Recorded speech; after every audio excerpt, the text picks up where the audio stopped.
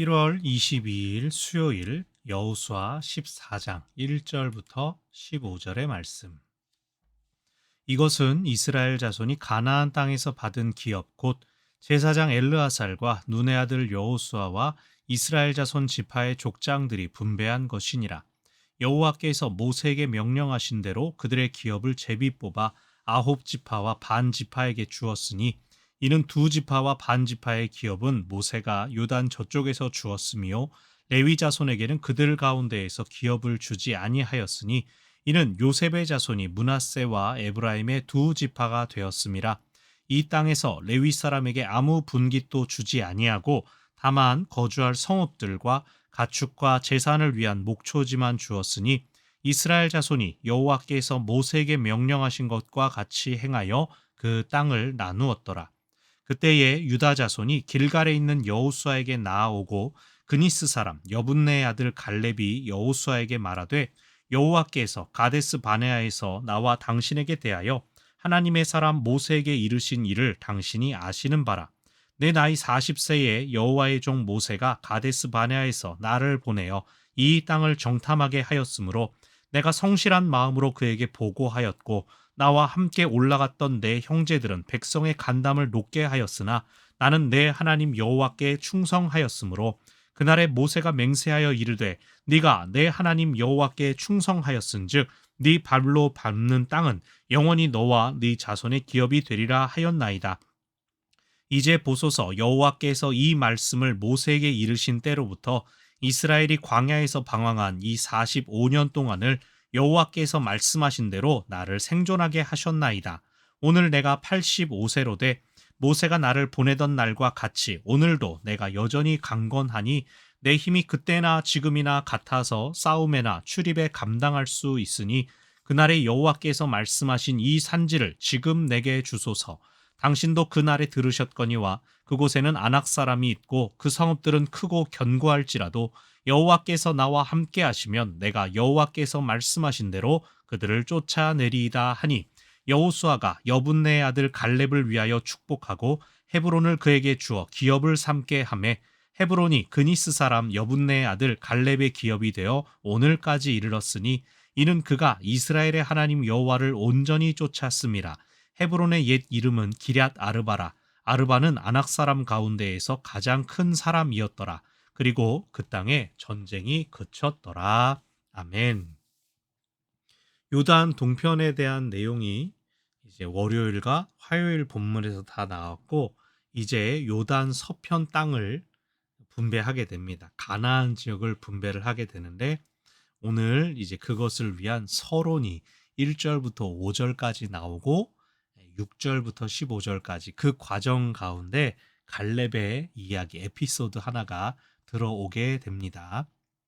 자, 1절을 보면 이스라엘 자손이 가나안 땅에서 받은 기업이라고 하는데 제사장 엘르아살과 눈의 아들 여호수아와 이스라엘 자손 지파의 족장들이 분배하였다라고 하여서 지금 여호수아와 함께했던 제사장 이름 엘르아살이 여기서 이제 처음 등장하게 됩니다.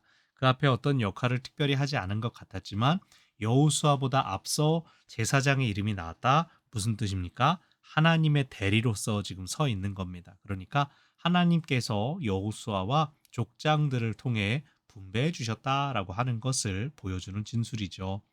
2절 아홉 지파와 반 지파에게 주었다. 그것은 3절 두 지파와 반 지파는 저쪽에서 주었고 레위 자손에게는 그들에게 그들 가운데에서 기업을 주지 않았다. 동편에서 주지 않았다. 또 서편에도 기업은 없지만 요셉의 자손은 4절 요셉의 자손이 므낫세와 에브라임의 두 지파가 되었다. 요셉 지파라고 합쳐서 부를 때도 있지만 므낫세 지파 이만큼 또 에브라임 지파 이만큼 야곱이 요셉 보고 너의 두 아들 내 양자로 삼겠다라고 말하고 손을 얹어 축복했죠. 그것을 이제 하나님께서도 쭉 인정해 주시는 그 모습입니다. 4절 뒤에 레위 사람에게 분깃을 주지 아니하였다라는 얘기가 또 나와요. 그러면서 대신 뭐만 있었냐? 거주할 성읍들 그리고 가축과 재산을 위한 목초지를 주었다. 이 짐승은 먹여야 되잖아요. 예를 들어 이제 이동을 할 때 나귀, 짐을 옮기는 나귀도 레위인들이 키웠을 것이다라고 봅니다. 그리고 레위인들도 제사장도 예배를 드렸기 때문에 제사를 드렸기 때문에 양이나 소를 키웠을 것이다. 근데 뭐 개들을 먹을 게 따로 있어야죠. 그랬을 때 목초지가 딸려 있었다. 성읍이 레위인의 성읍이 지정되고 성에서 어느 정도 길이는 목초지는 그 성의 레위인들을 위한 것이다라고 하는 규정이 나중에 나오게 됩니다. 5절은 요약적인 진술입니다. 이스라엘 자손이 여호와께서 모세에게 명령하신 것과 같이 행하여 그 땅을 나누었다라고 이미 다 끝난 것처럼 여기다 얘기를 하고 이제 그 과정에서 일어나는 일이 그 다음에 언급됩니다. 6절 그때에 제비 뽑아서 나누어 주려고 할 때에 제비를 뽑는 건 랜덤이잖아요. 어디서 누가 어디가 걸릴지 모르는 상황인데 완전 12지파 쭉 해놓고 땅 이름 해놓고 지파별로 이제 동네 찾은 다음에 지파 안에서 가문별로 뽑고 가족별로 뽑고 그랬을 거란 말이에요. 근데 이제 지파별로 뽑겠습니다라고 하는데 유다 자손이 갑자기 잠깐만요 그러면서 나오고 그 가운데 그니스 사람 여분네 아들 갈렙이 여호수아에게 나와서 말합니다. 그니스 사람 갈렙을 소개할 때 항상 그니스 족속이라는 말이 붙게 되는데 이것은 혈통적으로 이스라엘 12지파에 소속된 사람이 처음부터 아니었다라는 뜻이죠. 그니스 사람은 이제 창세기에도 언급되는 사람들입니다. 에돔 족속의 이제 후손이라고도 보고 모세의 장인지 겐 족속 거기에 속한 사람이라고도 봐요. 어쨌든 광야 사막 쪽에 있던 사람인데 갈렙은 이미 이스라엘 가운데 잘 동화가 되어서 유다 지파의 한 우두머리로 활동을 했죠. 이러면서 이제 갈렙이 말합니다. 여호수아에게 갈렙이 말합니다. 두 사람은 여기 남은 출애굽 1세대 두 사람밖에 남지 않았지 않습니까? 그래서 가데스 바네아에서 나와 당신에게 대하여 모세에게 이르신 일을 당신도 알죠 라면서 옛날 얘기합니다. 7절 40세 때 가데스 바네아에서 나를 보내 정탐하게 하였다. 유다 지파 대표로 이 그니스 사람 갈렙이 뽑혀 나갔습니다. 각 지파에서 한 명씩 12지파가 12지파에서 12명이 뽑혀서 갔는데 이 갈렙은 성실하게 보고했죠. 그들은 우리의 밥이다라고 했는데 나머지 10명이 내 형제들은 백성의 간담을 높게 하였다. 그 성은 크고 견고하고 안악 사람들 거인들이 살고 있더라. 우리는 메뚜기 같다. 우리 보기에도 그러니 그 사람들 어떻게 그 사람들 볼 때는 우리가 정말 쫄이지 않냐 그러면서 이 말로 인하여 백성들의 간담이 녹았습니다. 백성들이 불평하고 원망하고 우리를 사막에서 죽게 만들려고 했냐? 그래서 이제 그 정탐하러 갔던 40일이 광야 방황하는 40년으로 환산해서 하나님께서 그들에게 벌을 내리신 계기가 있습니다. 근데 막상 가나안 땅 와보니까 거꾸로 가나안 족속들의 마음이 녹아 있는 걸 발견하죠. 하나님이 은혜 주실 때 얼른 주워 먹어야 됩니다. 그냥 막 못해요 못해요 하지 말고 일단 기도해 보는 겁니다. 못할 것 같은데 하라고요? 라고 기도해야 됩니다. 먼저 도망가지 말고 먼저 불평하지 말고 입술을 잘 지켜야 됩니다. 이제 갈렙은 말합니다. 8절 끝에 나는 내 하나님 여호와께 충성하였다. 그랬을 때 9절 모세가 말하기를 네 발로 밟는 땅이 너와 네 자손의 기업이 되리라. 이것은 무슨 뜻입니까? 원하는 땅에 네가 들어가라. 너에게는 선점할 수 있는 자격이 있다라고 갈렙하고 여호수아에게 약속을 했다는 거예요. 10절 이 말씀을 이르신 때로부터 광야에서 방황한 45년 동안 이 45년이라고 말하는 것은 광야 방황이 40년인데 왜 45년이죠? 그게 아니라 가나안 정복 전쟁 기간을 포함해서 지금 45년이라고 이야기를 하는 겁니다.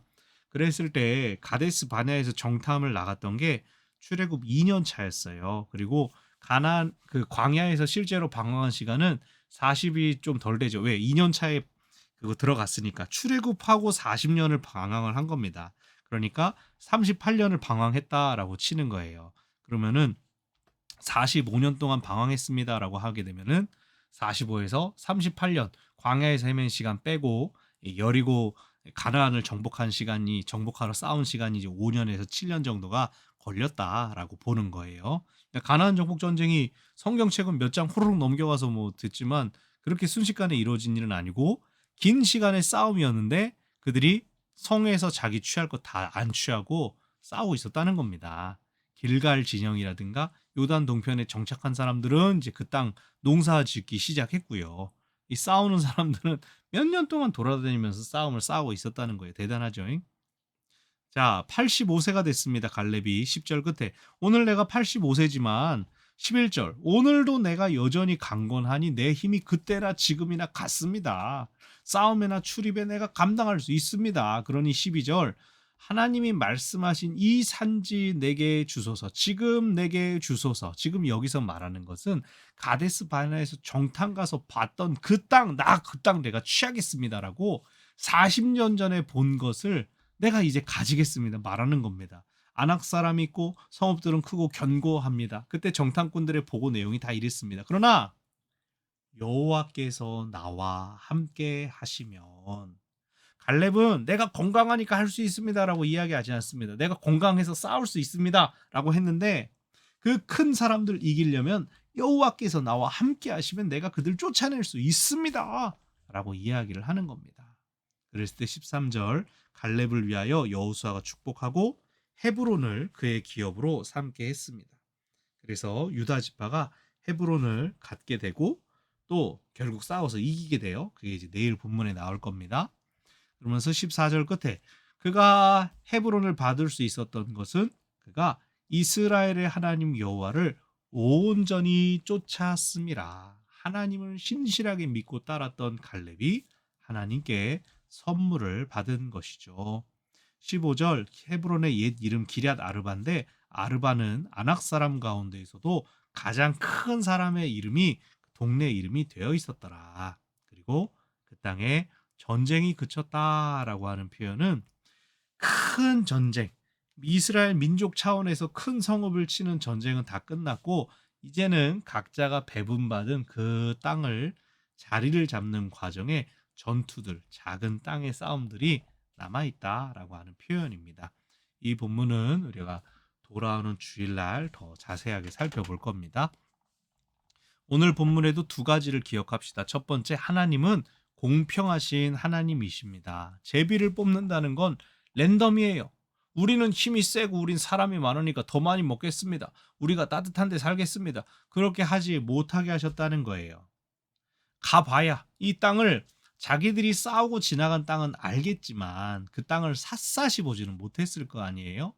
많은 가족들이, 많은 지파들이 가본 다음에야 하나님께서 이렇게 은혜 주셨구나라고 깨닫게 되었을 것입니다. 그래서 사람의 힘, 사람의 세력, 능력 그것들을 의지하지 못하도록 하나님께서 제비뽑기라는 방식을 통해 그들에게 공평하게 나누어 주셨습니다. 아까 살펴본 것처럼 므낫세와 에브라임도 야곱의 예언이 온전히 이루어지게 하셨을 뿐만 아니라 므낫세와 에브라임은 한 세대가 뒤에 출발을 했지만 그럼에도 불구하고 그들도 복을 받아서 다른 지파들에 빠지지 않을 만큼 충분히 번성하게 했다.